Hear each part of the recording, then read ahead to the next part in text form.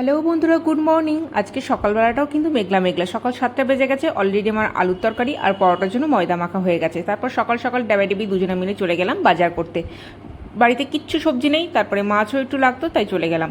বিভিন্ন রকম মাছ দেখলাম, কিন্তু কিছুই পছন্দ হলো না, তাই চলে গেলাম সবজির দিকে।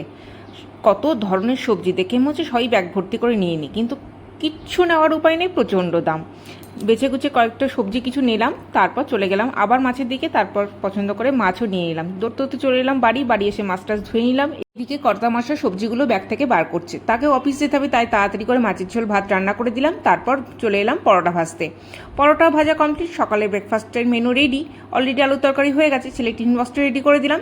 আবার কিন্তু আমাকে কাজটা সেরে যেতে হবে সেকেন্ড হাবের বাজারে। সেকেন্ড হাফের বাজারও কমপ্লিট। কিছু টুকটাক জিনিস নেওয়ার ছিল, সেগুলো নিয়ে ক্লান্ত পরিশ্রান্ত হয়ে আমি এবার বাড়ি ফিরলাম। একটু ঢকঢক করে জল খেয়ে নিলাম, গলাটা একদম শুকিয়ে গেছে। তারপর বার করলাম ব্যাগ থেকে বিস্কুট, চা, তারপর এটা স্পেশাল বিস্কুট আমার জন্য প্রিয়। তারপর চাল ছিল ঘরে বাড়ন্ত, তাই চালটা খুব আনার ছিল, তাই চালটা নিয়ে এলাম। আর নিয়ে এলাম কিছু বাসন মাজার সাবান। ব্যাস এই ছিল আমার আজকে সেকেন্ড হাফের বাজার।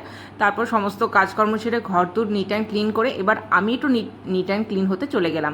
তারপর নিট অ্যান্ড ক্লিন হয়ে চলে এলাম, এবার খাওয়া দাওয়া করতে হবে।